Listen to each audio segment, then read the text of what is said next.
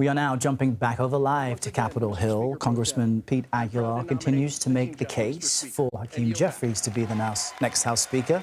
He's yielding back some time. Hey, we don't expect the Democrats to actually win, but who knows what might happen next. Scott MacFarlane is standing by outside of the chamber, also following the developments, and can tell us what we should expect to happen next. Scott?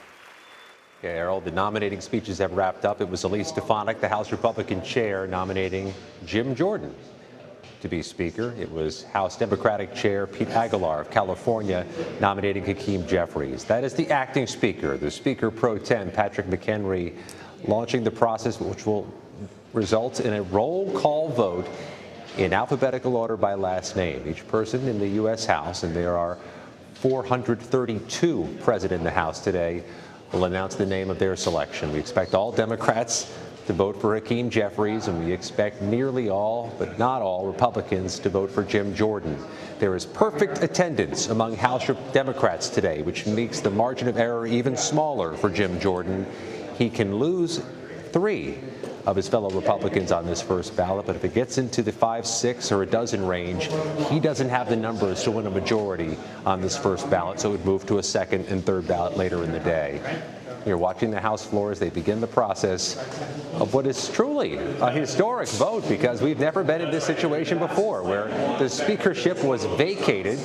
The speaker was ousted by a vote of his own colleagues, including colleagues inside his own party, and a replacement is needed. So no matter what happens on this first ballot, Errol, all of us are watching history.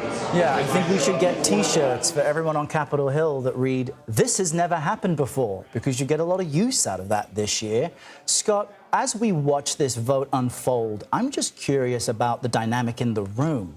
If Congressman Jim Jordan has already flipped a few skeptics, he still needs to flip more, but you imagine you wouldn't bring this vote if he wasn't confident he would win. So how much of the strategy is the pressure of being a Republican, choosing between maybe the Jim Jordan you're not passionate about and the Democrat, Hakeem Jeffries? That's been the strategy from the start for Jim Jordan, ever since he was elected to be the nominee of the Republican Party late last week, was to utilize the conservative wing of America, from talk radio to the blogosphere to social media, to those who show up in primary elections, the base of the conservative party, to pressure some of these holdouts, some of these moderates, some of these undecideds to swing towards Jim Jeffries. It had some utility as a strategy. He made headway between his nomination as Speaker last week and where he stands today. But can it get him the final few yards? That's really the question we're about to see answered. I'll tell you, though, as this goes in alphabetical order, Errol, from A to Z, watch the B's and the C's and the G's.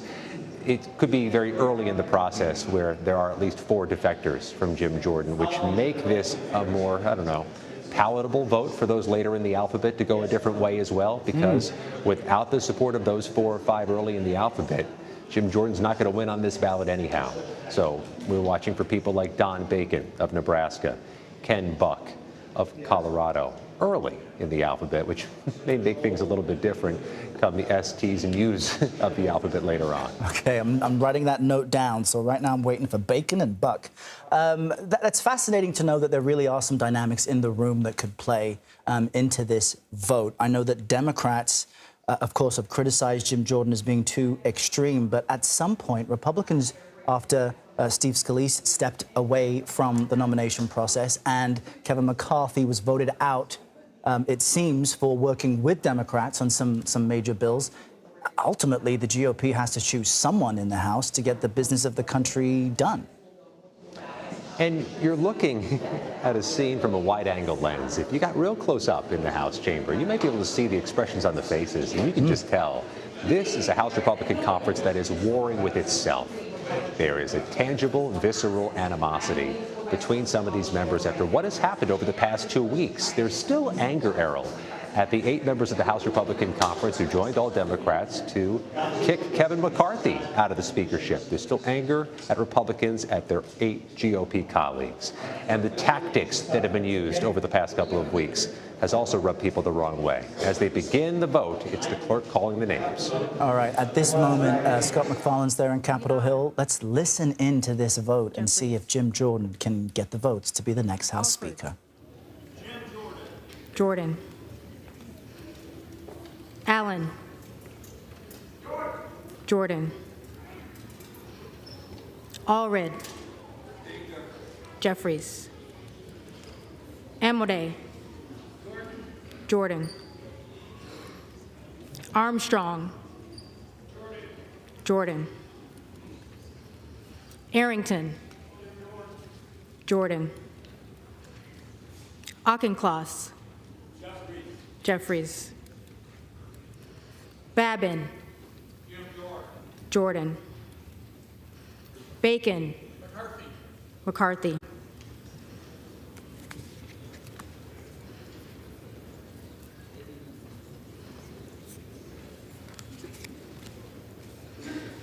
Baird. Jordan. Balderson. Jordan. Ballant. Jeffries. Banks. Jordan. Barr. Jordan. Bedagan. Jeffries. Bean of Florida. Jordan. Beatty. Jeffries. Bentz. Jordan. Barra. Jeffries. Bergman. Jordan. Beyer. Jeffries. Bice. Jordan. Biggs. Jordan. Bilirakis. Bilirakis. Bishop of Georgia. Jeffries. Bishop of North Carolina. Jordan. Blumenauer. Jeffries.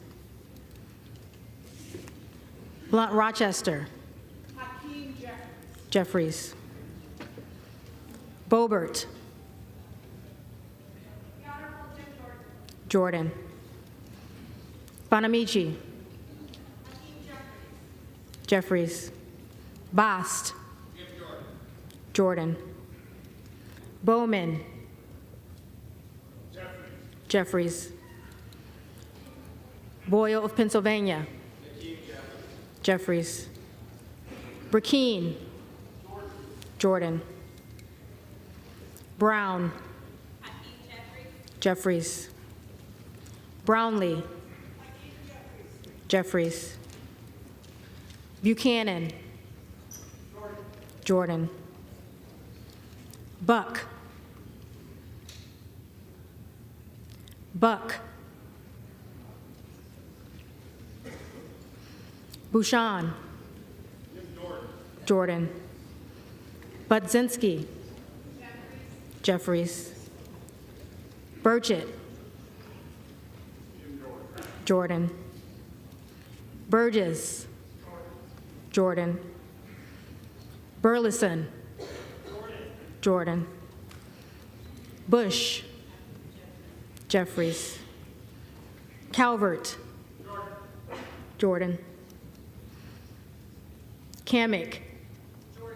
Jordan. Caraveo. Jeffries. Carbajal. Jeffries. Cardenas. Cardenas. Carey. Jordan. Carl. Jordan. Carson. Jeffries. Carter of Georgia. Jordan. Carter of Louisiana. Jeffries. Carter of Texas. Jordan. Cartwright. Jeffries. Kassar. Jeffries.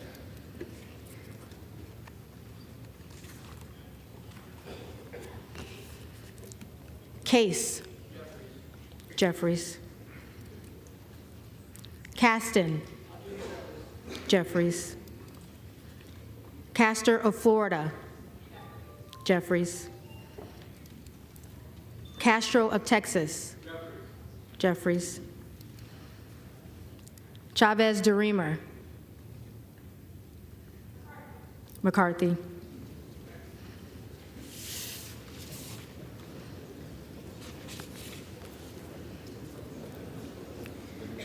Shearfillis McCormick. Jeffries. Chu. Jeffries. Siscomani. Jordan. Clark of Massachusetts. Jeffries. Clark of New York. Jeffries. Cleaver. Jeffries. Klein. Jordan. Cloud. Jordan. Clyburn. Jeffries. Clyde. Jordan. Cohen. Jeffries. Cole. Jordan. Collins. Jordan. Comer. Jordan. Connolly. Jeffries.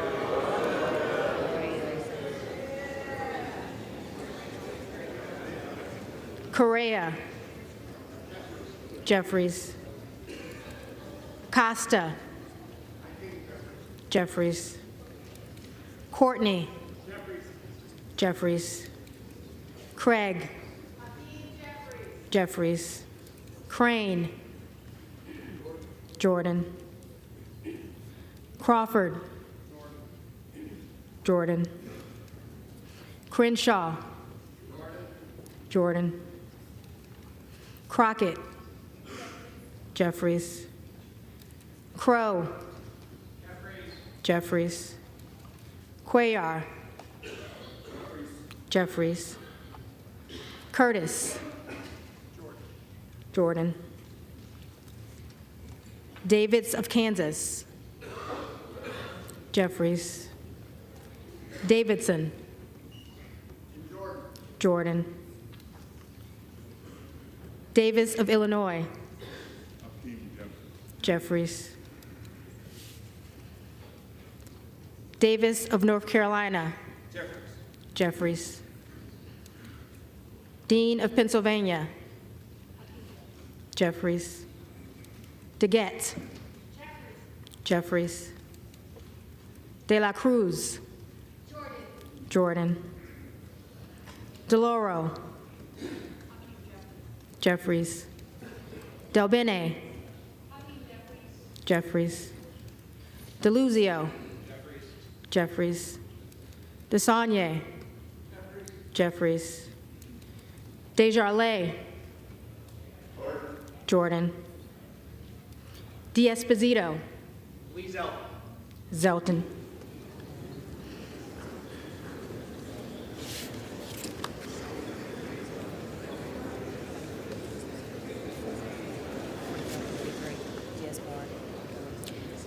Diaz-Balart. Scalise.